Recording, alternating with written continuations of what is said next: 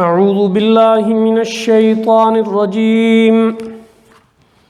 بسم اللہ الرحمن الرحیم یا ایہا الناس اتقوا ربکم ان زلزلۃ الساعۃ شیء عظیم یوم ترونها تذہل کل مرضعۃ عما ارضعت وتضع کل ذات حمل حملها وَتَرَى النَّاسَ سُكَارَىٰ وَمَا هُمْ بِسُكَارَىٰ وَلَٰكِنَّ عَذَابَ اللَّهِ شَدِيدٌ وَمِنَ النَّاسِ مَن يُجَادِلُ فِي اللَّهِ بِغَيْرِ عِلْمٍ وَيَتَّبِعُ كُلَّ شَيْطَانٍ مَّرِيدٍ كُتِبَ عَلَيْهِ أَنَّهُ مَن تَوَلَّاهُ فَأَنَّهُ يُضِلُّهُ وَيَهْدِيهِ إِلَىٰ عَذَابِ السَّعِيرِ صدقت يا رب العالمين ونحن على ذلك لمن الشاهدين والشاكرين والحمد لله رب العالمين.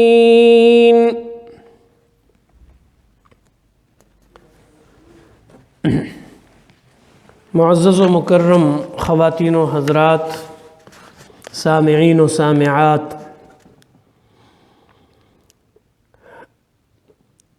الحمدللہ ہم اپنے ہفتہ وار درس قرآن کے سلسلے میں سورہ الحج کی ابتدا آج کر رہے ہیں. الحمدللہ سورہ الحج کے حوالے سے یہ بات ذہن میں رہے کہ یہ سورہ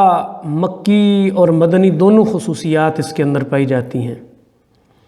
اس وجہ سے مفسرین میں یہ اختلاف ہے کہ یہ مکی ہے یا مدنی ہے، لیکن اس کے جو مضامین اور انداز بیان ہے، اہل علم نے یہ رائے قائم کی ہے کہ اس کا ایک حصہ مکی دور کے آخر میں اور دوسرا حصہ مدنی دور کے آغاز میں نازل ہوا ہے. اس لیے دونوں ادوار کی خصوصیات اس میں جمع ہو گئی ہیں.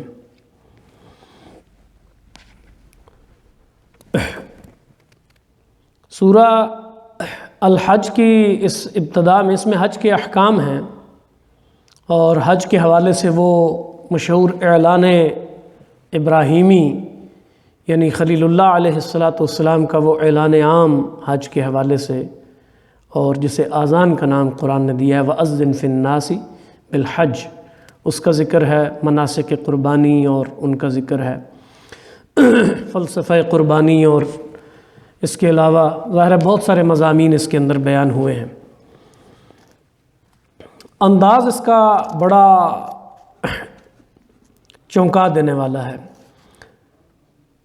خطاب جو ہے اس میں مجموعی طور پر 3 گروہ مخاطب ہیں. ایک تو مشرکین مکہ، دوسرا وہ جو مذبذب اور متردد مسلمان ہیں، مطلب نہ الا الذین نہ الا الذین، نہ وہ کیا ہے کہ مذبذبین بین ذالک، کسی طرف ان کا دل جمتا اور ٹھہرتا نہیں ہے. اور تیسرا گروہ مومنین صادقین کا، سچے مخلصین اہل ایمان کا. تو ظاہر تینوں سے خطاب کا انداز الگ ہے.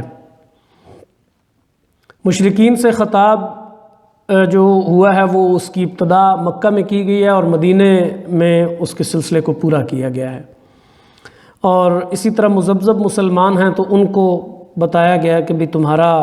یہ روش جو ہے یہ ٹھیک نہیں ہے. سخت سرزنش کے انداز میں کہا گیا کہ کیسا ایمان ہے کہ راحت مسرت اور عیش نصیب ہوا تو خدا تمہارا خدا ہے اور تم اس کے بندے ہو،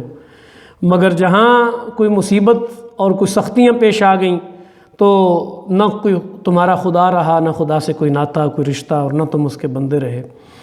اسی طرح پھر اہل ایمان سے جو خطاب ہے وہ جو ہے وہ مشرکین کے رویے اور جو کچھ معاملات وہ جس انداز سے وہ پیش آ رہے تھے ان کے مقابلے میں حرف تسلی اور اس نوعیت کی جو ہے وہ دوسری ہدایات. ابتدا میں یہ بات آئی ہے کہ اے لوگو، خطاب عام ہے بظاہر، یا ایھا الناس، اے لوگو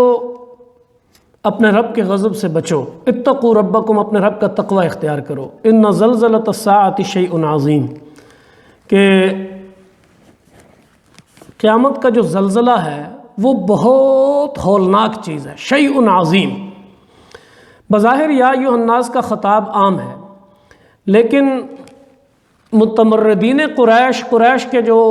یعنی لیڈر تھے، مغرور اور متکبر قیادت جسے ہم کہتے ہیں،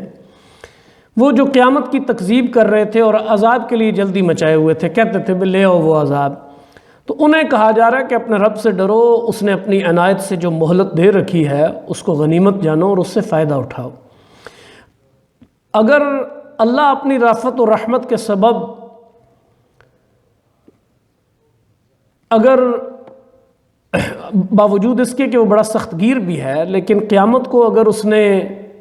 ہولڈ کیا ہوا ہے اور روکا ہوا ہے، تو یہ نہ سمجھو جس ڈٹائی سے تم اس کا مطالبہ کر رہے ہو یہ کوئی معمولی چیز نہیں ہے،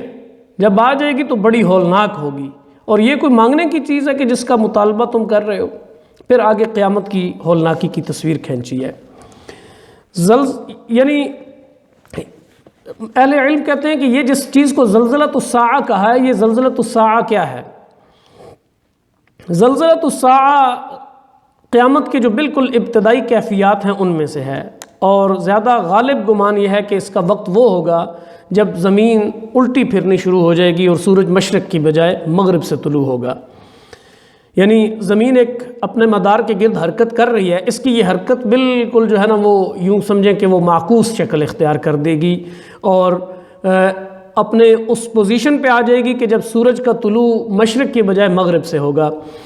امام شعبی رحمہ اللہ نے یہ موقف اختیار کیا، وہ کہتے ہیں کہ یکون ذالک عند طلوع الشمس من مغربها، اور اسی چیز کی تائید ایک دوسری حدیث سے بھی ملتی ہے جسے بہت سارے مفسرین نے بطور دلیل کے نقل کیا ہے، کہ جس میں نبی اکرم صلی اللہ علیہ وآلہ وسلم نے بتایا ہے کہ نفخ صور کے 3 مواقع ہیں، یعنی وہ جو صور میں پھونک مارنے والا معاملہ ہے جناب اسرافیل کی طرف سے، وہ 3 مواقع پر ہوگا۔ ایک نفخۃ الفزع ہوگا، اور ظاہر ہے قرآن مجید میں یہ ساری اصطلاحیں موجود ہیں۔ ایک نفخۃ الفزع ہوگا، دوسرا نفخۃ الصعق ہوگا، اور تیسرا نفخۃ القیام، نفخ قیام لرب العالمین۔ پہلا جو نفخہ ہوگا وہ ایک عام پریشانی اور سراسیمگی اور ایک اس کی کیفیت وہ پیدا کرے گا، یعنی خوف اور ہراس اور بری طرح سے، یہ معمولی جو ہے نا وہ آپ کہہ لیں کہ بادلوں کی گڑگڑاہٹ اور چنگھاڑ بسا اوقات، یا بجلی کی کڑک اور اچانک اندھیرا چھا جانا، یہ معمولی بظاہر ہوتے ہیں، لیکن یہ ایک ایسا خوف طاری کر دیتے ہیں۔ تو ذرا تصور کریں کہ زمین کی گردش الٹی ہو، سورج مشرق سے کی بجائے مغرب سے طلوع ہو، اور پھر اس کے بعد ایک نفخہ جو کان پھاڑ قسم کا دھماکہ ہو، جسے قرآن نے فزع الاکبر کا نام دیا ہے، یوم لا یحزنہم الفزع الاکبر وتتلقاہم الملائکہ، تو ایک یعنی شدید قسم کی گھبراہٹ۔ اور دوسرا جو ہوگا نفخہ، اس میں سب گر کر مر جائیں گے، نفخۃ الصعق جسے کہا ہے، اور تیسرے نفخے پر سب زندہ ہو کر خدا کے حضور پیش ہو جائیں گے۔ تو پھر پہلے نفخ کی کیفیت بیان کرتے ہوئے آپ صلی اللہ علیہ وسلم نے بتایا ہے اس حدیث میں کہ اس وقت زمین کی حالت اس کشتی جیسی ہوگی کہ جو موجوں کے تھپیڑے کھا کر ڈگمگا رہی ہو، یعنی ہر طرف سے سمندر کی لہریں اور موجیں بڑی تیزی کے ساتھ اس کے ساتھ ٹکراتی ہیں، اور وہ یوں اونچی نیچ جو ہے نا وہ لہروں کے بل پہ ادھر سے ادھر ڈگمگاتی ہے۔ یا فرمایا کہ اس معلق قندیل یعنی کوئی چراغ جو جل رہا ہو اور شدید ہوائیں آس پاس چل رہی ہوں، تو ہوا کے جھونکے جس بری طرح سے اس قندیل کو، اس چراغ کو، اس روشن چیز کو یعنی جھنجھوڑ رہے ہوتے ہیں، اس وقت زمین کی آبادی پر یہ کیفیت گزرے گی، تو اسی کو زلزلۃ الساعہ کہا ہے۔ قرآن مجید میں اس کا نقشہ مختلف مقامات پر کھینچا گیا ہے۔ کبھی کہا فَإِذَا نُفِخَ فِي الصُّورِ نَفْخَةٌ وَاحِدَةٌ وَحُمِلَتِ الْأَرْضُ وَالْجِبَالُ فَدُكَّتَا دَكَّةً وَاحِدَةً، جب سور میں ایک پھونک ماری جائے گی اور زمین اور پہاڑ اٹھا کر ایک ہی چوٹ میں توڑ دیے جائیں گے، اور وہ واقعہ عظیم فَيَوْمَئِذٍ وَقَعَتِ الْوَاقِعَةُ، اور وہ واقعہ عظیم پیش آ جائے گا۔ پھر فرمایا کہ اذا زلزلت الارض زلزالها واخرجت الارض اثقالها وقال الانسان ما لها، جب زمین پوری کی پوری ہلا ماری جائے گی، بالکل زیر و زبر کر دیا جائے گا، اور وہ اپنے پیٹ کے بوجھ نکال پھینکے گی، یعنی زمین میں دبے سارے خزانے، مردے، ہر چیز جو کچھ اس نے سب کچھ اگل دے گی، اور زیادہ احتمال یہاں وہ جو زمین کے پیٹ میں موجود مردے ہیں ان کا۔ یوم ترجف الراجفہ، تتبعها الرادفہ قلوب یومئذ واجفہ ابصارها خاشعہ، جس دن ہلا مارے گا زلزلے کا ایک جھٹکا اور اس کے بعد دوسرا جھٹکا، اس دن دل کانپ رہے ہوں گے اور نگاہیں خوفزدہ ہوں گی۔ پھر فرمایا اذا رجت الارض رجا وبست الجبال بسا فکانت ہباء منبثا، جس دن زمین جھنجھوڑ ڈالی جائے گی، پہاڑ ریزہ ریزہ ہو کر غبار کی طرح سے اڑنے لگیں گے۔ اسی طرح سورہ مزمل میں فرمایا فَكَيْفَ تَتَّقُونَ إِن كَفَرْتُمْ يَوْمًا يَجْعَلُ الْوِلْدَانَ شِيبًا، اگر تم نے پیغمبر کی بات نہیں مانی تو کیسے بچو گے اس دن کی آفت سے جو بچوں کو بوڑھا کر دے گی، اور جس کی السماء منفطر بہ، اور جس کی شدت سے آسمان پھٹا پڑتا ہوگا۔ بہرحال یہ قرآن مجید نے اس زلزلۃ الساعہ کی مختلف تصویریں اور گلمپس آپ کہہ لیں کہ مختلف مقامات پر پیش کیے ہیں۔ بعض مفسرین نے اس زلزلے کا وقت وہ بھی لیا ہے کہ جب مردے زندہ ہو کر اپنے رب کے حضور پیش ہوں گے، لیکن قرآن کا جو بیان ہے آگے اگلی آیت میں ظاہر ہے وہ واضح کرتا ہے کہ یہ اس دن کی بات نہیں ہے، یعنی روز محشر نہیں، بلکہ یہ قیامت کا جو پہلا زلزلہ ہے نفخۃ الفزع، اس کی بات ہو رہی ہے، کیونکہ یہاں اگلی آیت میں آتا ہے کہ یوم ترونہا تذہل کل مرضعۃ عما ارضعت، کہ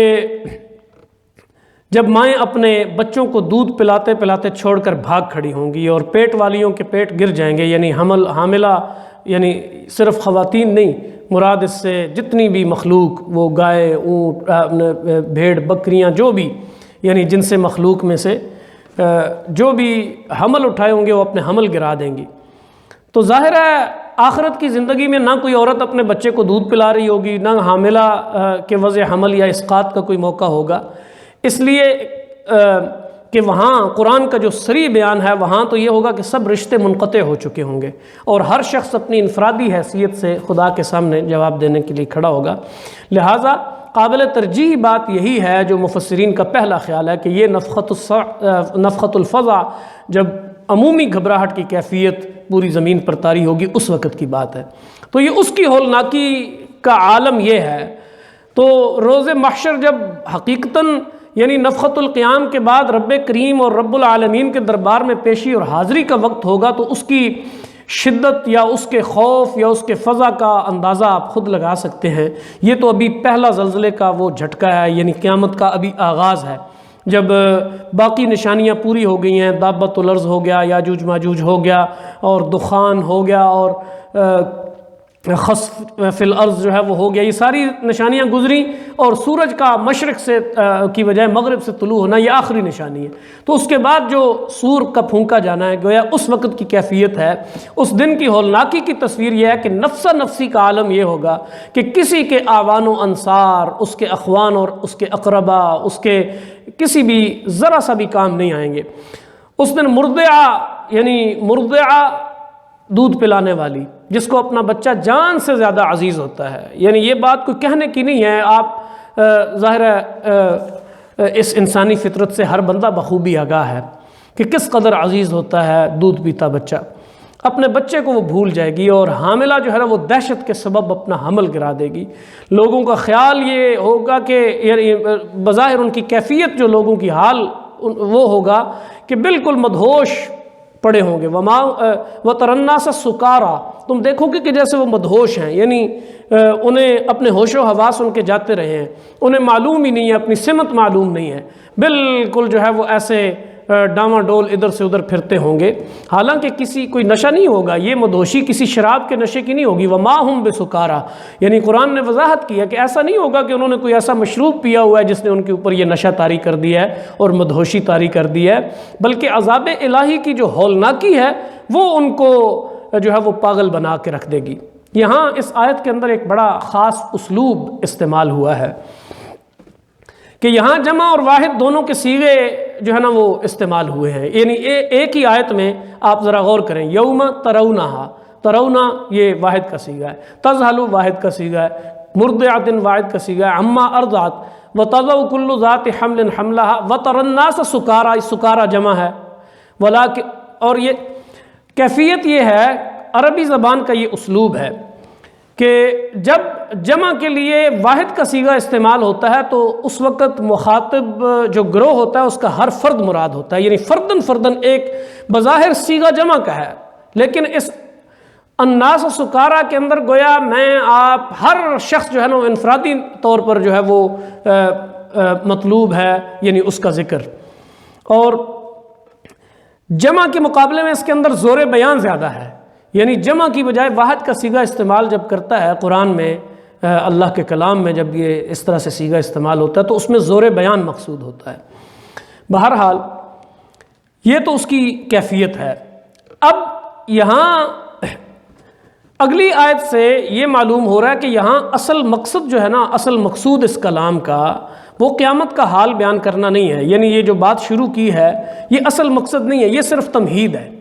یہ صرف تمہید ہے۔ اصل بات جو ہے نا وہ آگے آ رہی ہے، اور وہ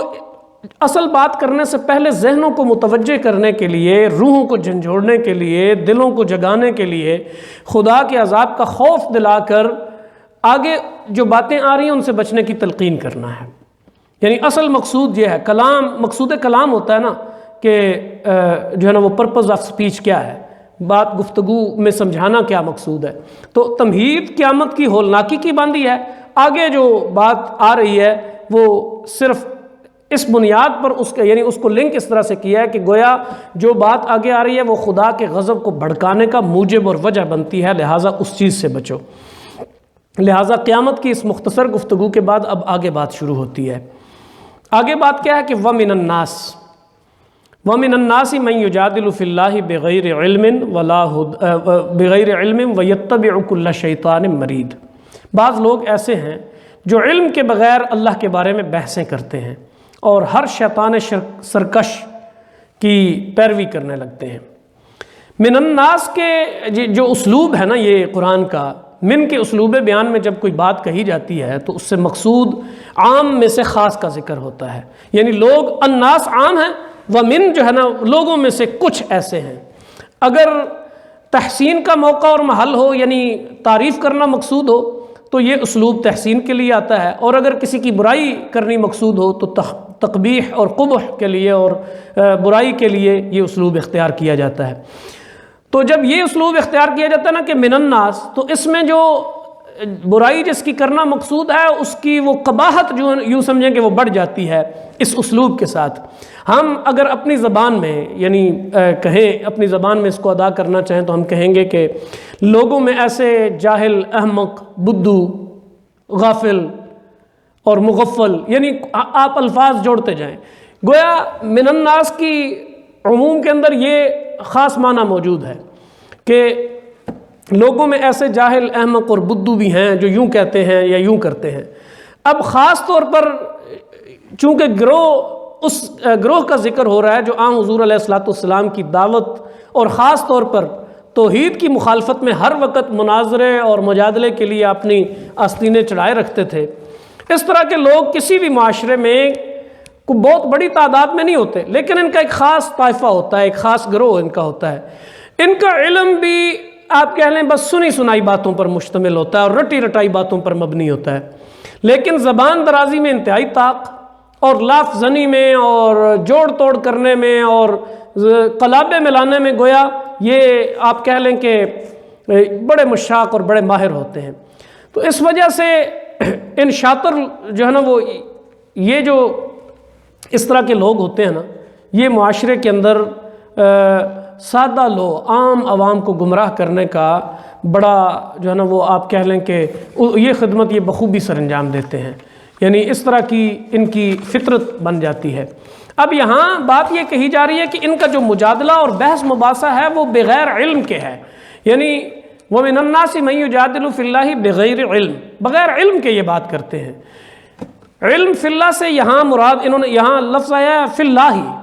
بغیر علم، یعنی اللہ کی ذات میں، یہاں مراد فی توحید اللہ ہے، فی اللہ سے مراد فی توحید اللہ، یعنی اللہ کی توحید کے باب میں یہ لوگ بالکل جاہل ہیں، رٹی رٹائی اور سنی سنائی باتوں پر، اور کوئی عقل کی، کوئی دلیل کی، کوئی نقلی، کوئی عقلی دلیل ان کے پاس نہیں ہے۔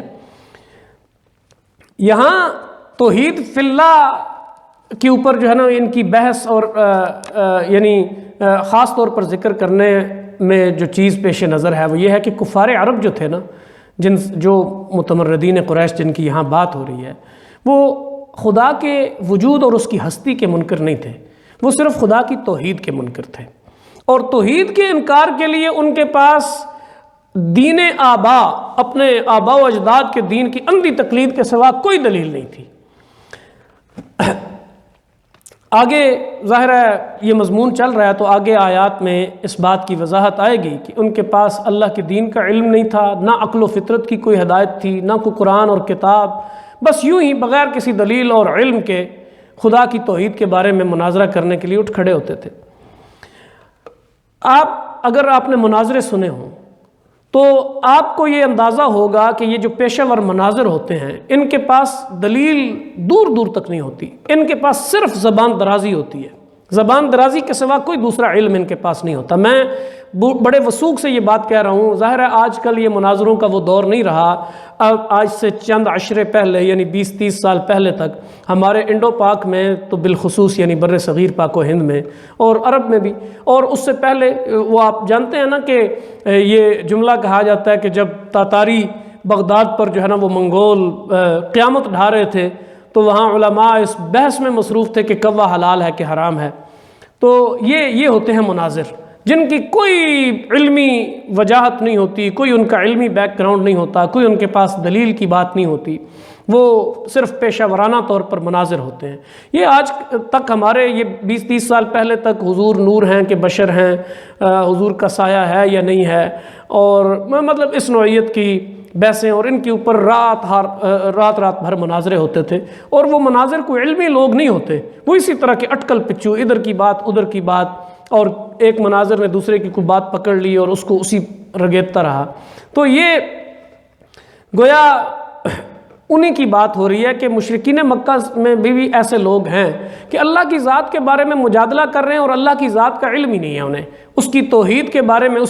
بارے میں مجادلہ کر رہے ہیں اور کوئی ان کے پاس کوئی علم نہیں ہے، کوئی عقلی نقلی دلیل نہیں ہے، اور ان کی حالت یہ ہے کہ وَيَتَّبِعُ كُلَّ شَيْطَانٍ مَرِيدٍ، یہ ہر جو ہے نا وہ مردود شیطان کی، گمراہ کن خیالات کی یہ پیروی کرتے ہیں۔ یہاں شیاطین سے مراد جن و انس کے شیاطین دونوں مراد ہیں، یعنی شیاطین جن و انس۔ کل شیطان میں جو لفظ کلہ ہے وہ اسی مفہوم کی طرف اشارہ کر رہا ہے کہ کل شیطان، صرف شیاطین جن نہیں، شیاطین انس بھی مراد ہیں۔ شیاطین جن اور شیاطین انس میں دونوں میں بڑا گہرا گٹھ جوڑ ہوتا ہے۔ شیاطین جن شیاطین انس ہی کو، یعنی انسانوں میں سے جو شیاطین ہیں ان کو یہ اپنا فتنہ انگیزیوں کا ذریعہ بناتے ہیں۔ ظاہر ہے وہ شیاطین اپنے جسم اور اپنی حیت کے ساتھ جو شیاطین جن ہیں وہ انسانی معاشرے کے اندر اس طرح سے مکس اپ نہیں ہوتے، تو وہ کیا کرتے ہیں کہ القاء کرتے ہیں اپنے خیالات شیاطین انس کو، اور پھر مختلف ناموں سے ایک فلسفہ بناتے ہیں اور پھر اولاد آدم کو گمراہ کرتے ہیں اور پھر تمام ذریعے سے انہیں پھیلاتے ہیں۔ قرآن نے اسی طرح کے تمام ائمہ ضلالت اور گمراہی کے اماموں کے لیے شیطان ہی کا لفظ استعمال کیا ہے۔ تو یہ ہمارے معاشرے میں یہ جو نت نئے خیالات، کبھی یہ میرا جسم میری مرضی اور اس نوعیت کے یہ القاء کس کا ہے؟ یہ انہی شیاطین جن کا القاء ہے جو شیاطین انس کو وہ کرتے ہیں۔ آپ نے ایک جو ہے نا یہ جن دنوں یہ میرا جسم میری مرضی اس کے حوالے سے وہ پوسٹر اور پلے کارڈ اور مظاہرے اور وہ گیدرنگز ہو رہی تھیں، تو وہاں ایک بوڑھا شخص موجود تھا، کم و بیش 70 برس کا ہوگا، اور اس کے بیہودہ خیالات کیا تھے کہ میں یہاں اس لیے ہوں کہ اس مارچ کا حصہ اس لیے بنا ہوں کہ میں چاہتا ہوں کہ یہ جو نکاح کی پابندیاں ہیں معاشرے کے اندر، یہ مولویوں کا گھڑا ہوا فلسفہ یہ ختم کیا جائے، یہ انسانوں کی آزادی کے خلاف ہے۔ یعنی یہ وہ شیاطین انس ہوتے ہیں کہ جو شیاطین جن سے القاء پاتے ہیں تعلیمات اور پھر اس کا ڈھنڈورا یوں پیٹتے ہیں۔ شیطان ان مرید کے الفاظ استعمال کیے ہیں، مرید کے، یہ مرید ہے مرید نہیں ہے، مرید اور چیز ہے، مرید شیطان مرید، جس کا معنی شریر اور خبیث کے، اور متعری عن الخیر، جو خیر سے دور ہے، لا خیرہ یعنی جسے خیر چھو کر نہیں گزری۔ شیاطین خواہ وہ شیاطین جن ہوں یا شیاطین انس، ظاہر میں تو وہ ہوتے ہیں بڑے خیر خواہ، بڑے ناصح، ہمدرد اور بڑے بہی خواہ، یعنی قوم اور وطن اور مذہب اور ملت کے یعنی ہمدردی کے لباس میں اور اس بھیس میں آتے ہیں، لیکن حقیقت میں بڑے خبیث اور شریر اور بالکل لا خیرے ہوتے ہیں، یعنی خدا کے بندوں کو خدا کی راہ سے ہٹا کر اپنی ڈگر پر وہ ڈالنا چاہتے ہیں، اور لوگ بھی جو ہے نا وہ ان کے نقیب اور ان کے وہ کیا مطلب زندہ باد اور مردہ باد کے نعرے اور جو اس کی شان میں جو ہے نا وہ بڑھوتری کے لیے اس کے ساتھ لگ کر اس کے نام کا ڈھول پیٹتے رہتے ہیں۔ تو کہا کہ جب ان کے فتنوں کو پھیلانے میں یہ شیاطین انس ان کے اعلیٰ بن جاتے ہیں تو ان کو پھر اپنے سمیت یعنی وہ شیاطین جن اپنے سمیت انہیں بھی جہنم کا فرزند بنا دیتے ہیں۔ تو کہا جا رہا ہے کہ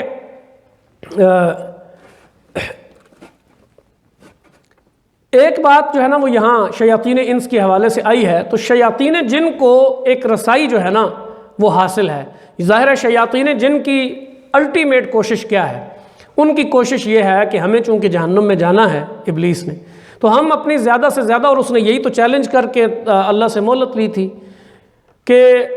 میں اپنے جہنم میں ساتھی بناؤں گا، مجھے مہلت دیجیے، انظرنی الی یوم یبعثون قال فانک من المنظرین۔ کرو گے کیا؟ قال ربی بما اغویتنی لازینن لهم فی الارض ولاغوینہم اجمعین، انہیں اغوا کروں گا، گمراہ کروں گا۔ تو اللہ نے اس وقت یہ کہا کہ ان عبادی لیس لک علیہم سلطان، میرے جو بندے ہیں نا ان کے اوپر تیری کوئی سلطان، کوئی زور، کوئی دلیل، کوئی حجت تیری نہیں چلے گی، ان کے اوپر تیرا زور نہیں چلنے دوں گا۔ تو شیاطین جن سے بچنے کے لیے گویا ہمیں عباد کے شیلٹر میں، اس کی پناہ میں، یعنی عباد کے دائرے میں داخل ہونا ہے، اللہ کے عباد، مطیع، فرما بردار۔ تو اللہ کے حضور فرما برداری اور اطاعت کا رویہ گویا ہمیں عباد میں شامل کرے گا، جس کے نتیجے میں عبادی لیس لک علیہم سلطان، ان شیاطین جن کی جو ہے نا وہ چالوں سے اور مکر و فریب سے ہم بچ سکتے ہیں۔ بہرحال اب آگے یہ کہا جا رہا ہے کہ یہاں ایک نقطہ پیش نظر ہے کہ قیامت کے ذکر کے ساتھ یہاں توحید کا ذکر کرنے کی حکمت کیا ہے؟ قیامت کے ذکر کے ساتھ معاً توحید کا ذکر اس لیے ہے کہ قیامت کی ساری اہمیت ہی توحید کے ساتھ ہے، یعنی اگر خدا کے ساتھ، اللہ کے ساتھ اس کے شرکاء اور شفعاء بھی تسلیم کر لیے جائیں تو پھر قیامت کی ساری اہمیت ختم ہو جاتی ہے کہ اگر کوئی روز عدالت ہے اور کسی روز انصاف ہونا ہے اور اعمال کی جواب دہی، باز پرس، اور پھر اس کے بعد یعنی کوئی جزا و سزا کا نظام ہے، تو کیا اہمیت رہ جاتی ہے کہ اگر شرکاء اور شفعاء بھی موجود ہوں اور وہ اپنے جو فرما برداران ہیں اپنے زور اور اثر سے یا اپنی سائی اور سفارش سے اپنے نام لیواؤں کو وہ خدا کی پکڑ سے بچا لیں، تو پھر قیامت کا تصور ہی ختم ہو جاتا ہے، آخرت کی عدالت کا تصور ہی ختم ہو جاتا ہے۔ اس لیے توحید کو یہاں خاص قیامت کے ساتھ ذکر کیا ہے کہ روز قیامت وہ اکیلا جج ہوگا، کوئی دوسرا جو ہے نا وہ جج اس کے لیے یعنی کوئی دوسرے کی معمولی سی بھی کسی کی شفاعت اگر ہوگی بھی تو من اذن له الرحمن من ذا الذی یشفع عنده الا باذنہ، یعنی اذن الہی کے بغیر کوئی سفارش کا تصور بھی نہیں ہوگا۔ اس لیے قرآن میں قیامت اور رد شرک دونوں مضمون ہمیشہ ساتھ ساتھ بیان ہوتے ہیں تاکہ لوگوں پر یہ حقیقت اچھی طرح سے واضح کر دی جائے کہ خدا کی پکڑ سے کوئی بھی کسی کو بچانے والا نہیں بچا سکے گا۔ اس لیے سب کا معاملہ اللہ کے حضور پیش ہوگا اور وہ تنہا اکیلا جج جو ہے وہ اس دن ہر ایک کا فیصلہ فرمائے گا۔ بہرحال اگلی آیت کے ضمن میں پہلے ہی بات کر چکا ہوں کہ کتب علیہ انہ من تولاہ فانہ یضلہ ویہدیہ الی عذاب السعیر، کہ اس کے نصیب میں یہ لکھا گیا ہے، یعنی شیطان کے نصیب میں یہ لکھا گیا ہے کہ جو اس کو دوست بنائے گا وہ اسے گمراہ کر کے چھوڑے گا۔ تو ولایت ربانی اور ولایت شیطانی میں یہ فرق ہے۔ یہ ولایت شیطانی ہے کہ جو انسان کو گمراہی کے اس درجے پر پہنچا دیتی ہے کہ پھر سعیر تک، عذاب سعیر تک پہنچنے سے اسے کوئی چیز روک نہیں سکتی۔ شیطان کی ولایت، یہاں تولاہ کے لفظ آئے ہیں، ولایت شیطانی اسے کہا جاتا ہے، ایک ولایت ربانی ہے اس کے مقابلے میں۔ وَمَن يَتَوَلَّ اللَّهَ وَرَسُولَهُ وَالَّذِينَ آمَنُوا فَإِنَّ حِزْبَ اللَّهِ هُمُ الْغَالِبُونَ۔ وہ ولایت ربانی کی بات ہے، یہ ولایت شیطانی ہے۔ کہا یہ ولایت شیطانی ہے کہ اس نے بنی آدم کو گمراہ کرنے کے لیے تو اللہ تعالیٰ سے مہلت لی ہے، اور اللہ نے اس کو یہ مہلت دی ہے کہ جا اپنے دوست، مددگار اور رہنما جو تجھے مانیں گے ان کو تو گمراہ کر، اور پھر میں سب کو لَأَمْلَأَنَّ جَهَنَّمَ مِنَ الْجِنَّةِ وَالنَّاسِ أَجْمَعِينَ، سب کو جھونک دوں گا جہنم میں۔ تو اسی حقیقت کو یہاں کتب علیہ کے لفظ سے تعبیر فرمایا کہ یہ شیطان خدا کی طرف سے ایک مقررہ ڈیوٹی پر ہے، یعنی مقررہ ڈیوٹی اس معنی میں نہیں ہے کہ اللہ نے جو ہے نا وہ مقدر کر دیا ہے لوگوں کا کہ وہ لازماً اس کے راستے پہ آئیں، نہیں، تولا کے